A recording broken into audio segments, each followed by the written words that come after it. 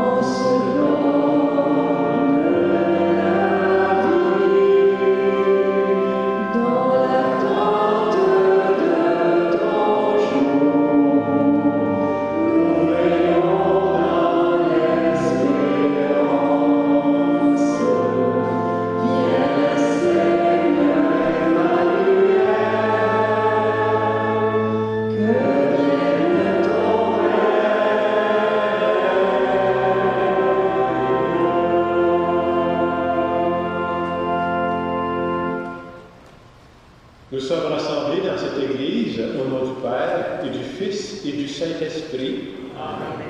Le Seigneur soit avec vous. Bonjour. Bienvenue à cette célébration. On va prendre le temps de prier ensemble. Le temps passe vite. On est déjà le deuxième dimanche de l'Avent. Et la période de l'Avent, c'est une période d'attente, mais c'est une période où il faut passer à l'action aussi. Et dans l'Évangile, Jean-Baptiste va nous dire « Préparez le chemin ». Et pour préparer le chemin, c'est préparer le chemin à des choses qui sont importantes pour nous. Et dans ces moments-là, c'est important aussi de les confier à Dieu. On n'est jamais seul, on ne fait rien seul. On fait tout en équipe avec Dieu, et c'est ce qu'on veut lui demander à travers cette célébration. Je vous invite à vous asseoir.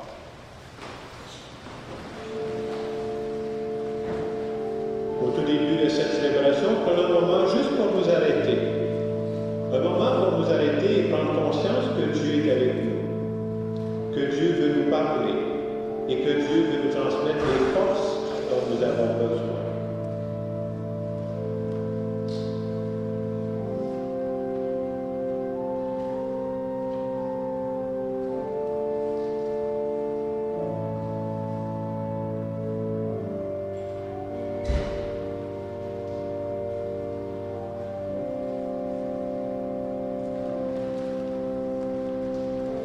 Seigneur Jésus, tu nous invites à espérer en toutes circonstances.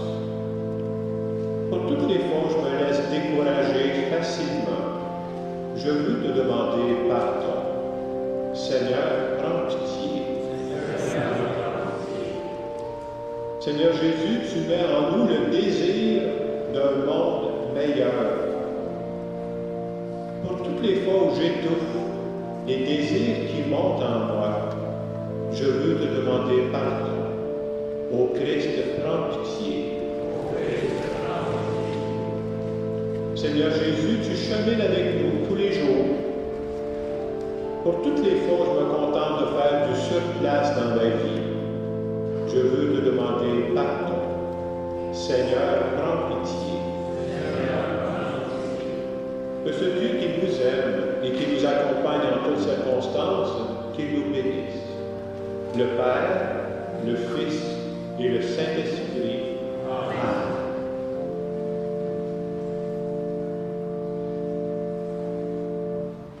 On peut se lever pour la prière. Dieu de puissance et de miséricorde, ne laisse pas le souci de nos tâches présentes entraver la marche de ceux qui se hâtent à la rencontre de ton Fils. Mais forme-nous à la sagesse d'en haut, qui nous fait entrer en communion avec lui. Lui qui vit et règne avec toi dans l'unité du Saint-Esprit, Dieu pour les siècles des siècles. Amen.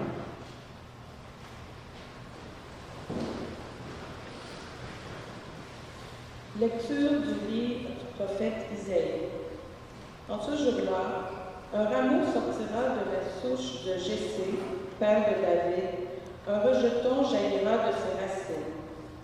Sur lui reposera l'esprit du Seigneur, esprit de sagesse et de discernement, esprit de conseil et de force, esprit de connaissance et de crainte du Seigneur, qui lui inspirera la crainte du Seigneur. Il ne jugera pas sur l'apparence, il ne se prononcera pas sur les rumeurs. Il jugera les petits avec justice, avec droiture, il se prononcera en faveur des humbles du pays.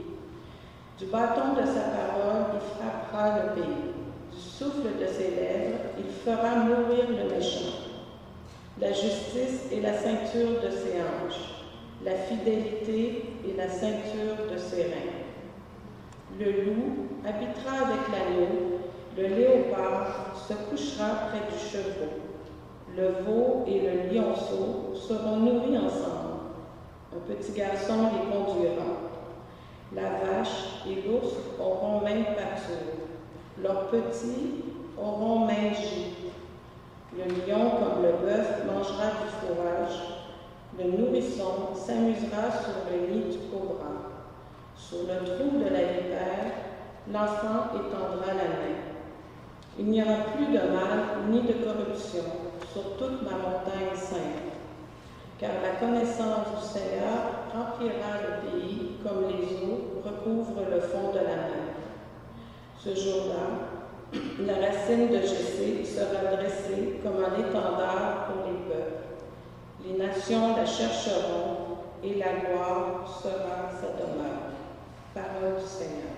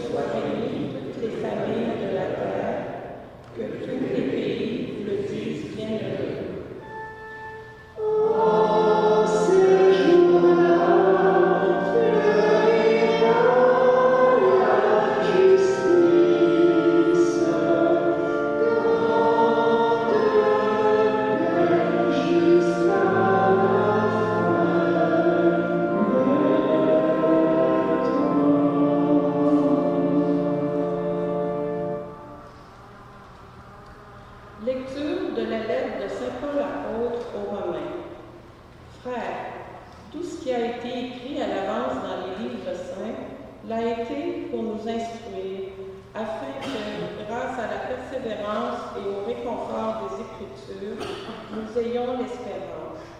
Que le Dieu de la persévérance et du réconfort vous donne d'être d'accord les uns avec les autres selon le Christ Jésus. Ainsi, d'un même cœur, d'une seule voix, vous rendrez gloire à Dieu, le Père de notre Seigneur Jésus-Christ. Accueillez-vous donc les uns les autres, comme le Christ vous a accueillis pour la gloire de Dieu. Car je vous le déclare, le Christ s'est fait le serviteur des Juifs en raison de la fidélité de Dieu, pour réaliser les promesses faites à nos pères. Quant aux nations, c'est en raison de sa miséricorde qu'elles rendent gloire à Dieu, comme le dit l'Écriture. C'est pourquoi je proclamerai ta louange parmi les nations, je chanterai ton nom. Parole du Seigneur.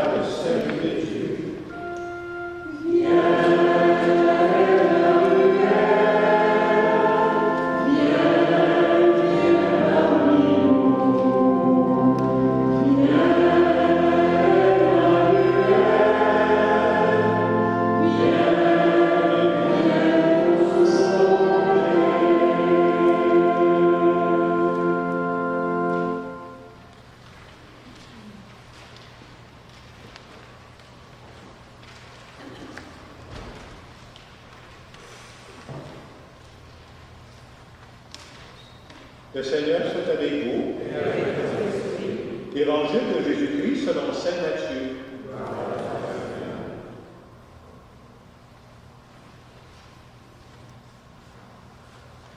En ces jours-là, paraît Jean le Baptiste qui proclame dans le désert de Judée « Convertissez-vous, car le royaume des cieux est tout proche. » Jean est celui qui désignait la parole prononcée par le prophète Isaïe. Voix de celui qui crie dans le désert, « Préparez le chemin du Seigneur, rendez droit ses sentiers. » Lui, Jean, portait un vêtement de poil de chameau et une ceinture de cuir autour des reins. Il avait pour nourriture des sauterelles et du miel sauvage. Alors Jérusalem, toute la Judée et toute la région du Jourdain se rendaient auprès de lui. Ils étaient baptisés par lui dans le Jourdain, en reconnaissant leurs péchés. Voyant beaucoup de pharisiens et de sadducéens se présenter à son baptême, il leur dit, engeance de vipère, qui vous a appris à fuir la colère qui vient? Produisez donc un fruit digne de la conversion. N'allez pas dire en vous-même, nous avons Abraham pour père, car je vous le dis, des pierres que voici, Dieu peut faire surgir des enfants à Abraham. Déjà, la cognée se trouve à la racine des arbres. Tout arbre qui ne produit pas de bons fruits va être coupé et jeté au feu. Moi, je vous baptise dans l'eau en vue de la conversion, mais celui qui vient derrière moi est plus fort que moi. Et je ne suis pas digne de lui retirer ses sandales. Lui vous baptisera dans l'Esprit Saint et de feu. Il tient dans sa main la pelle à vanner.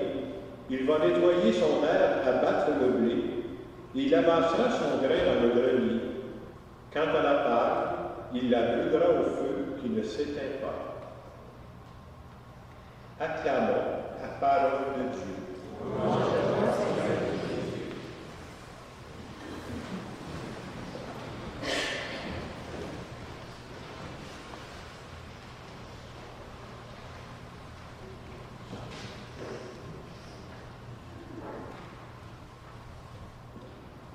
J'ai pris ma marche. En pensant à la première lecture qui est tirée du prophète Isaïe, tout ce qui compte, je voudrais la présenter parce que quand on le lit, on ne saisit pas tout ce qu'il y a dans ce texte-là, que je trouve très beau. Et la réflexion que je me suis faite quand j'ai préparé l'homélie cette semaine, en pensant à cette première lecture du prophète Isaïe, je me suis dit, avant même que la télévision en couleur soit inventée, Isaïe avait commencé à rêver en couleur. Parce que dans le texte qu'il nous présente aujourd'hui, dans la première lecture, Isaïe rêve en couleur. Il rêve tellement en couleur qu'il nous présente le monde idéal dans lequel on voudrait vivre. Et dans son rêve, il se sert un peu des images de son temps, c'est un milieu plus agricole. Même les animaux qui vont pas ensemble, là, ils vont vivre ensemble. Il va dire, le loup habitera avec le loup, ça ne marche pas. Nous autres, on sait que ça ne marche pas. Il va dire, dans le monde que je vous propose, là, ça va être l'harmonie partout. Puis il prend des choses extrêmes. Il va dire un peu dans cette lecture-là, le nourrisson, c'est-à-dire un tout petit bébé, va jouer sur le nid d'un cobra. Bien, pour être franc avec vous, si je voyais un petit bébé jouer sur le nid du cobra, je dirais, va jouer ailleurs. C'est pas à bonne place, ça ne va pas ensemble. Mais c'est exactement ce qu'Isaïe veut nous dire. Dans son monde à lui, là, même les extrêmes vont vivre en harmonie. L'image que j'avais, moi, je n'ai jamais joué sur le nid d'un cobra. Et mes parents avaient une épicerie, puis quand j'étais au secondaire, je suis allé livrer une commande, et à un moment donné, moi, j'ai rencontré un bon berger allemand qui a jugé que j'avais des bonnes cuisses. Et depuis ce temps-là, je suis un peu peureux des chiens. Alors, si jamais vous entendez un jour que Jacques prend ses marches et se promène avec un gros berger allemand, dites-vous qu'il y a un changement majeur dans ma vie. Et c'est exactement ce qu'Isaïe veut nous dire. Il rêve à un monde où il y aura un changement majeur. Il dit, essayez d'imaginer ça. On vivrait dans un monde où on ne jugerait pas d'après les apparences. Hey, ça prend un gros changement.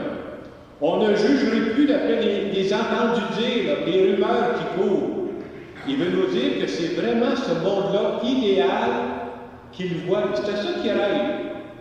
Et vous savez, c'est quoi la bonne nouvelle de cette lettre-là, de cette écriture-là d'Isaïe? C'est que le rêve qu'il est en train de décrire, c'est le rêve de Dieu pour notre monde. Est-ce que ce rêve-là est réalisé? Ben non, il n'est pas réalisé encore. Là. Mais quand c'est un rêve de Dieu, c'est sûr, il va se réaliser. Et nous qui avons la foi, on est parti pour l'éternité, un jour, on va connaître ça. On va connaître la réalisation de ce rêve-là. Je ne suis pas pressé, mais un jour, j'espère que j'arriverai au ciel, je connaîtrai ce bonheur total-là. Je dirais que de la parole de Dieu de la fin de semaine, moi, je retiens deux messages importants. À travers ce qu'Isaïe vient de nous dire, qui rêve à un monde meilleur, ça nous rappelle que c'est important dans notre vie de rêver. Peut-être que pour être plus précis, je vous dirais, moi, c'est important dans la vie d'espérer. Espérer, pourquoi? Parce que espérer, c'est ce qui nous permet d'avancer. Le jour où j'espère plus rien, c'est la fin des émissions. Qu'on continue d'espérer un monde meilleur, continuer d'espérer un monde plus juste, plus humain, où la richesse sera mieux répartie, où on prendra soin des plus petits puis des plus pauvres. Et de rêver à ça, bien, ça nous fait grandir. Et comme chrétiens, nous autres, non seulement on veut continuer de rêver, mais le deuxième message qu'on nous passe en fin de semaine, qui est tiré de l'Évangile, c'est Jean-Baptiste qui va dire « Préparez le chemin ». Autrement dit, Jean-Baptiste nous dit « Faites pas juste rêver, là. Restez pas dans les nuages. Si vous voulez que vos rêves se réalisent, préparez le chemin ». Et c'est justement ce qu'on veut faire, préparer le chemin avec l'aide de Dieu. J'essaie de trouver un exemple concret, parce que sinon on écoute ces textes-là et on ne saisit pas au juste qu'est-ce que ça veut dire. Bon, un exemple très concret pour nous montrer que quelqu'un qui a rêvé et qui a préparé le chemin pour que son rêve se réalise. J'ai commencé à préparer mon homélie la fin de semaine passée, lundi passé, et à ce moment-là, on parlait beaucoup d'un joueur de tennis qui s'appelle Félix Auger-Aliassime. Je fais attention, je ne suis pas beaucoup le tennis, mais il en parlait beaucoup la semaine passée. Puis il venait de gagner un tournoi, là, je pense que ça s'appelle la Coupe Davis, avec plusieurs Canadiens. Il y en a qui font ça, qui connaissent ça, c'est vrai. Là. Et comme je ne connaissais pas beaucoup ça, je me suis dit, hey, c'est quelque chose de spécial qui vient de se passer. Je suis allé fouiller sur Internet pour dire, qu'est-ce qu'ils disent de ce gars-là, Félix Auger-Aliassime. Je vais dire Félix à la donner. Alors j'ai trouvé ceci, puis je trouvais ça beau. Le père de Félix s'appelle Sam. Et Sam, c'est un homme qui vient du Togo, en Afrique. Et pendant qu'il était au Togo, en Afrique, il a travaillé dans une académie de tennis. Et dans ce qu'on décrivait dans la vie de Félix Auger-Aliassime, vous savez à quel âge il a commencé à jouer au tennis? 4 ans. Oh, il y a du monde renseigné ici. Hein? C'est exactement ça que je vais trouver. Moi aussi, je suis content qu'on a le même âge. À 4 ans, il a commencé à jouer au tennis. On comptait même qu'à 4 ans, il a joué sa première partie de tennis. Vous savez ce qui est arrivé? Il a perdu. Et quand il a perdu sa partie, il est allé retrouver son père, parce que c'est son père qui le coachait. Hein? Puis il pleurait, il pleurait. Là, les journalistes disaient, pourquoi il pleurait? Parce qu'il avait perdu. Non, non. Parce qu'ils ont dû quitter le terrain, il voulait continuer à jouer. Lui, là. Et si je vous compte ça, c'est pour le dire que dans la tête d'un petit gars, il y avait déjà un rêve. Bien entendu, à 4 ans, il a vieilli, de 6-7 ans, tu peux rêver à ça, mais ça reste un rêve nébuleux, si on peut dire. Mais quand il vieillissait, il n'a jamais perdu son rêve. Et à un moment donné, son père lui dit, si tu veux que ton rêve demeure vivant, là, on va passer un contrat ensemble. Et le contrat que Sam a fait passer à son frère Félix, c'est le suivant, il a dit, 2 conditions. Si tu veux continuer que ton rêve soit vivant, je veux que tu réussisses les études. Deuxièmement, si on fait des pratiques, je veux que tu sois là. Il faut que tu sois assidu. Si je vous compte ça, c'est un exemple. Hein, c'est pour vous dire que qu'est-ce qu'il a fait pour que son rêve devienne concret? Bien, il a préparé le chemin. Et s'il n'avait pas préparé le chemin, comme bien d'autres, il y a eu un rêve, mais ça s'est resté un rêve. Je vous compte ça parce que je trouve que la parole de Dieu nous dit ça. C'est très important d'avoir des rêves. C'est très important d'espérer, mais il faut aussi passer à l'action. On est déjà rendu le deuxième fin de semaine de l'Avent. Moi, je disais la semaine passée que la période de l'Avent, c'est une période d'attente. Pas une attente passive, par exemple, une attente active. Et je trouve que dans la période de l'Avent, une des questions importantes qu'on nous pose, c'est qu'est-ce que j'attends de la vie? C'est une question à 100 piastres, cette affaire-là. Qu'est-ce que j'attends encore de la vie, là, pour les années qui me restent? Il m'en reste-tu 5? Il m'en reste-tu 10? Il m'en reste 20? Je ne sais pas. Je ne veux pas donner où c'est écrit. Et pour nous qui sommes croyants, qu'est-ce que j'attends de Dieu? Et c'est important de se dire ça, qu'est-ce que j'attends? Parce qu'après ça, quand je sais ce que j'attends, bien c'est là que je vais prendre des moyens pour préparer le chemin pour que ça se réalise. Ben, si je donnais un exemple concret, quelqu'un disait, bien moi j'aimerais ça dans les années à venir, avoir une meilleure santé. Bien, les conseils que je donnerais, je ne suis pas un spécialiste, mais je dirais, peut-être ce serait bon que tu coupes les chips, et tu coupes le sucre un peu, surveille ton alimentation, peut-être que tu fasses des exercices. Et j'essayais de penser, quand je préparais cette homélie, y a-t-il une attente en commun qu'on pourrait pas mal tout le monde avoir ici? Vous savez, on s'approche des fêtes de Noël. Et je pense qu'on a tous dans notre cœur une des attentes, c'est qu'on aimerait ça vivre de plus en plus en harmonie dans nos familles, avec nos amis. On sait que ce n'est pas gagné d'avance, il faut être honnête, là. Mais si cette attente-là est assez importante pour nous, on va passer à l'action. Ça veut dire quoi encore? Bien, ça veut dire, comme on a de l'expérience dans la vie, j'aime souvent dire qu'on ne commence pas aujourd'hui, on a de l'expérience, des fois de dire à Dieu, je te présente telle situation. Tu sais, je peux dire, dans telle situation, là, où je sais que dans ma famille, il faut que je fasse attention. Ou avec telle personne, c'est plus difficile. Je veux me préparer pour ça. Je suis prêt à faire des pas, je suis prêt à poser des gestes pour que les rencontres que je vais faire en temps des fêtes, ce soient des belles rencontres dans ma famille. Je suis prêt à faire les premiers pas pour qu'il y ait plus d'harmonie autour de moi. Et quand je fais ça, bien, je pense que je suis en train de préparer le chemin pour quelque chose qui est important pour nous. Et comme croyant, comme croyant, non seulement il faut poser des gestes, il faut confier ça à Dieu. Moi, je trouve qu'on oublie trop souvent Dieu dans des situations concrètes comme celle-là. Ça veut dire quoi? Je dis à Dieu, là, moi, je vais faire des rencontres dans ma famille et avec des amis dans le temps des fêtes. C'est à ce point important que je te confie ça. Puis tu sais à quel moment ça peut être plus difficile pour moi? Prépare le terrain. Prépare mon cœur. Prépare le cœur des personnes que je vais rencontrer. Là. Viens m'aider à préparer le chemin. Et j'aime souvent dire, moi, c'est quelque chose que j'ai développé dans ma vie spirituelle peut-être depuis 2 ou 3 ans. Quand j'ai une intention importante comme ça pour moi, vous savez ce que je dis à Dieu? C'est comme si je te mets au défi d'avance. Je dis à Dieu, je te remercie d'avance pour ce que tu vas faire. Vous comprenez que je suis en train de te mettre la pression. Hein? Je te remercie d'avance parce que j'ai tellement confiance en toi. Je sais que tu vas agir. Je sais que tu vas m'inspirer. Je sais que tu vas préparer le terrain. Alors pour moi, c'est un peu le message qu'on peut retenir dans ce deuxième dimanche de l'Avent. Et en terminant cette homélie, je vais faire une courte prière en notre nom à tous.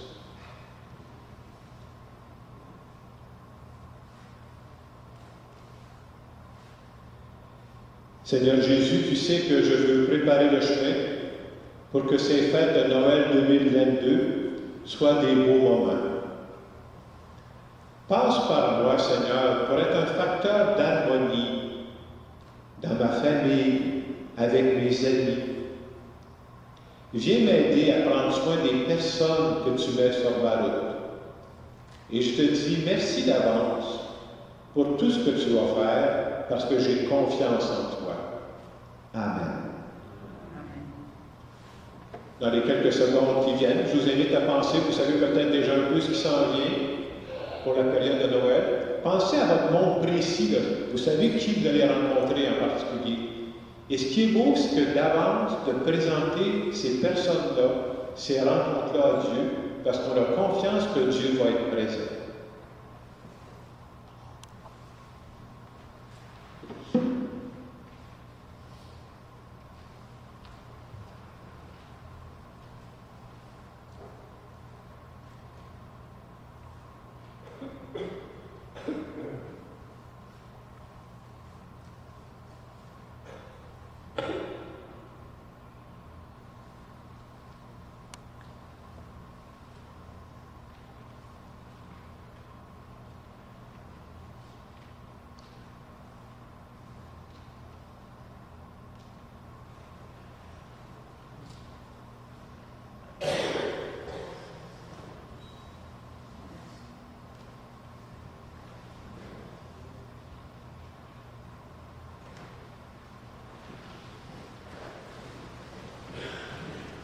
Nous voulons dire ensemble que nous croyons que mettre Dieu dans notre vie, ça nous aide à passer à l'action.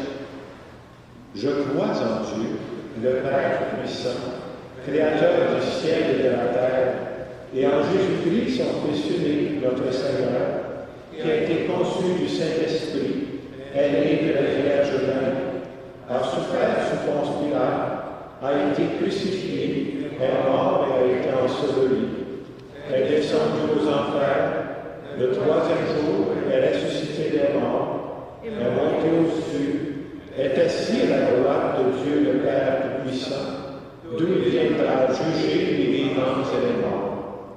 Je crois en l'Esprit Saint, à la Sainte Église catholique, à la communion des saints, à la rémission des péchés, à la résurrection de la chair, à la vie éternelle. Amen. En nous préparant aux festivités entourant la fête de la naissance du Sauveur, nous prenons conscience des grands besoins du monde et de l'Église. Présentons humblement nos demandes, confiant en l'action bienfaisante de Dieu pour son peuple. Seigneur, que ton règne vienne. Devant l'opulence qui règne dans la société, Des personnes appauvries et démunies se lèvent et réclament justice. Que le Seigneur ouvre nos oreilles aux cris de ceux et celles qui ont faim. Seigneur, que ton règne vienne. Des pays sont en guerre et nous souffrons avec les victimes de ce mal. Que le Seigneur assouplisse le cœur de ceux et celles qui ont soif de pouvoir. Seigneur, que ton règne vienne. Victimes d'exclusion, des gens sont marginalisés, catégorisés et ostracisés. Que le Seigneur implante en nous un cœur sage et bon. Seigneur, que ton règne vienne.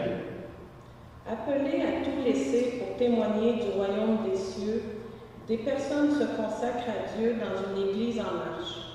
Que le Seigneur les soutienne dans ce projet de vie. Seigneur, que ton règne vienne. Des membres de notre communauté sont isolés, malades ou abandonnés. Que le Seigneur place sur leur chemin des gens qui leur redonneront espoir. Seigneur, que ton règne vienne.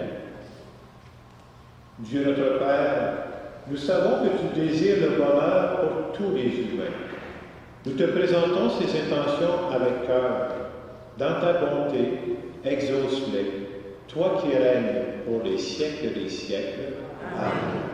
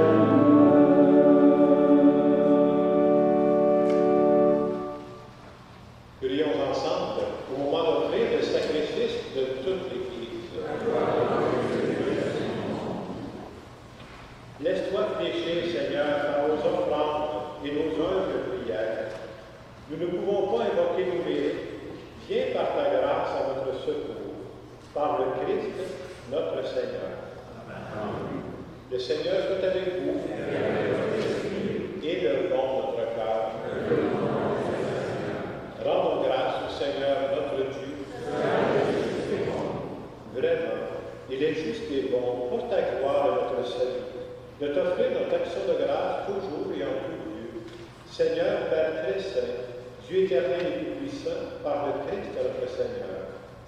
Car il est déjà venu, en assumant l'humble condition de notre chair, pour accomplir l'éternel dessein de mon amour et nous ouvrir à jamais le chemin du salut. Il viendra de nouveau revêtu de sa gloire, afin que nous possédions dans la pleine lumière les biens que tu nous as promis et que nous attendons en veillant dans la foi. C'est pourquoi avec les anges et les archanges, avec les puissances d'en haut et tous les esprits bienheureux, nous chantons l'hymne de ta gloire et sans fin nous proclamons.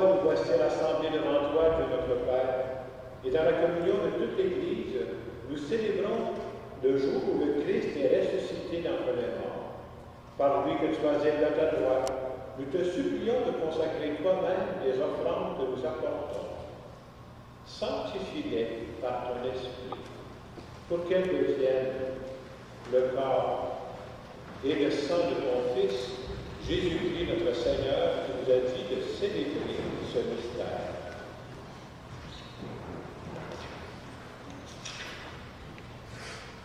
La nuit même où il fut livré, il prit le pain. En te rendant grâce, il dit la bénédiction, il rompit le pain. Il le donna à ses disciples en disant, prenez et mangez-en tous. Ceci est mon corps livré pour vous.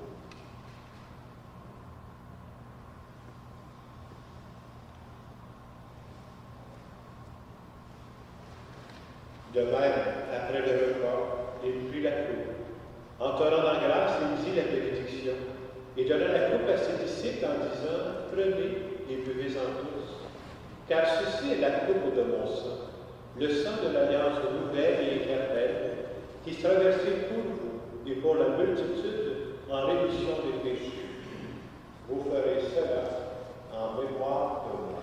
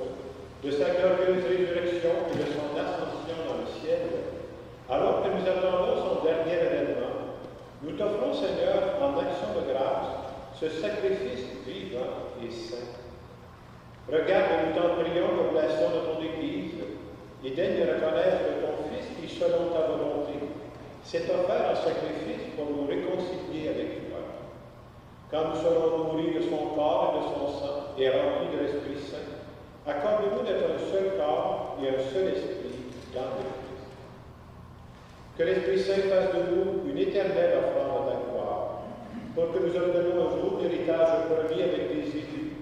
En premier lieu, la bienheureuse Vierge Marie, Mère de Dieu. avec Saint Joseph, son époux, les bienheureux apôtres, les glorieux martyrs, Saint Hilaire, et tous les saints qui ne cessent d'intercéder auprès de toi et nous assurent de ton secours. Et maintenant, nous te supplions, Seigneur, par le sacrifice qui nous réconcilie avec toi, étends au monde entier le salut et la paix. Affermis ton Église en pèlerinage sur la terre, dans la foi et la charité, en union avec ton serviteur, notre pape François, notre évêque Christian, l'ensemble des évêques, les prêtres, les diacres, et tout le peuple que tu as racheté. Écoute en ta bonté les prières de ta famille que tu as voulu rassembler devant toi. Dans ta miséricorde, ramène à toi, Père très aimant, tous tes enfants dispersés. Pour nos frères et sœurs défunts, et pour tous ceux qui ont quitté ce monde et pour grâce devant toi, nous te prions. Aujourd'hui, nous prions en particulier aux intentions de Marguerite Gagnon et de Jean-Paul Ouimet. En ta bienveillance, accueille tous nos défunts dans ton royaume, où nous espérons être comblés de ta gloire, tous ensemble pour l'éternité, par le Christ notre Seigneur, par qui tu donnes au monde toute grâce et tout bien. Par lui, avec lui et en lui, à toi, Dieu Père puissant, dans l'unité du Saint-Esprit, tout honneur et toute gloire, pour les siècles des siècles. Amen. Jean-Baptiste nous disait dans l'Évangile, préparez le chemin. Et je parlais des rencontres, parce qu'on aura tous des rencontres spéciales à Noël. Et si Dieu voulait passer par nous pour être des facteurs d'harmonie dans nos familles, des facteurs d'harmonie parmi nos amis, quelle belle mission nous serait confiée. Et on ne va pas la faire tout seul, c'est pour ça qu'on dit à Dieu, passe par nous, viens nous inspirer, parce que c'est ça qu'on veut réaliser. Notre Père, qui es aux cieux, que ton nom soit sanctifié, que ton règne vienne, que ta volonté soit faite sur la terre comme au ciel. Donne-nous aujourd'hui notre pain de ce jour. Pardonne-nous nos offenses, comme nous pardonnons aussi à ceux qui nous ont offensés, et ne nous laisse pas tomber en tentation, mais délivre-nous du mal. Délivre-nous de tout mal, Seigneur, et donne la paix. Soutenus par ta miséricorde, nous serons libérés de tout péché, à l'abri de toute épreuve, nous qui attendons que se réalise cette bienheureuse espérance, l'avènement de Jésus-Christ, notre Sauveur.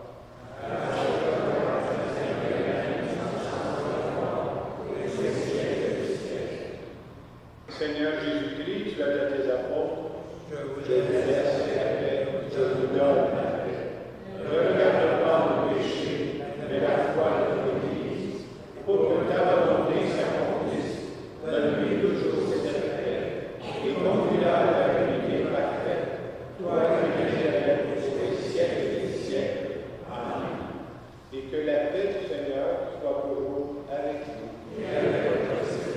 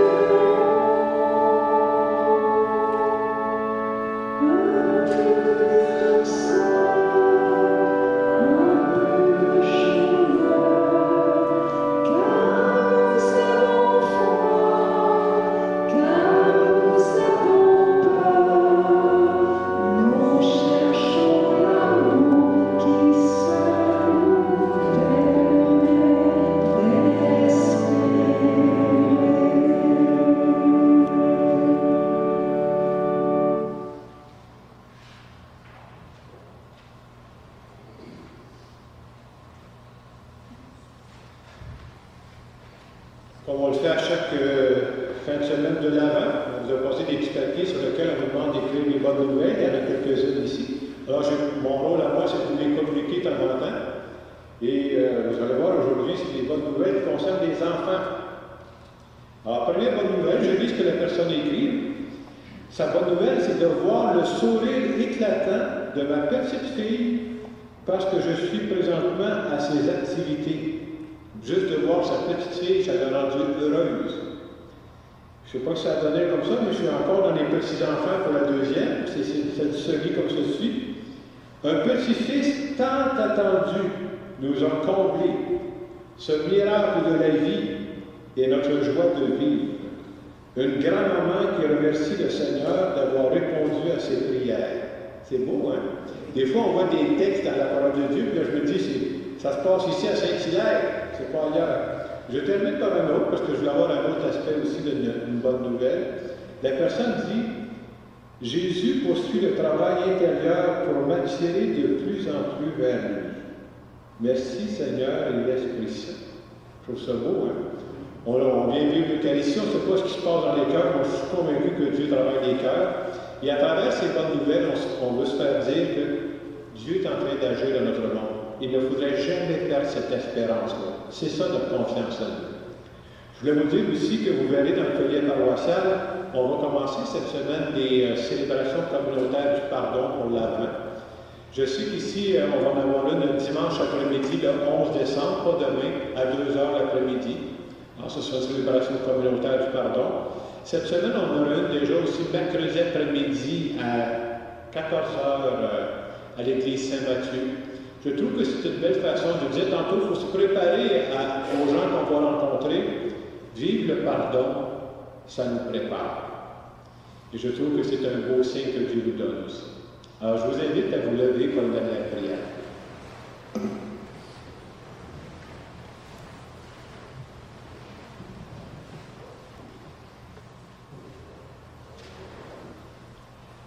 Comblés par cette nourriture spirituelle, nous te supplions, Seigneur, quand nous participons à ce mystère, apprends-nous à évaluer avec sagesse les réalités de ce monde et à nous attacher au bien du ciel.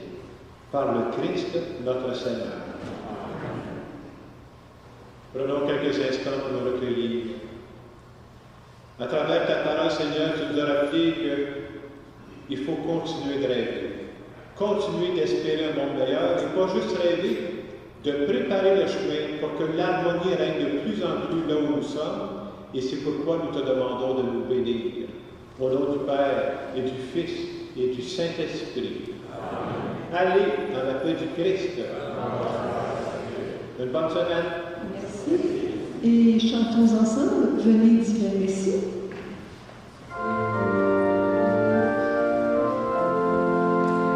Venez.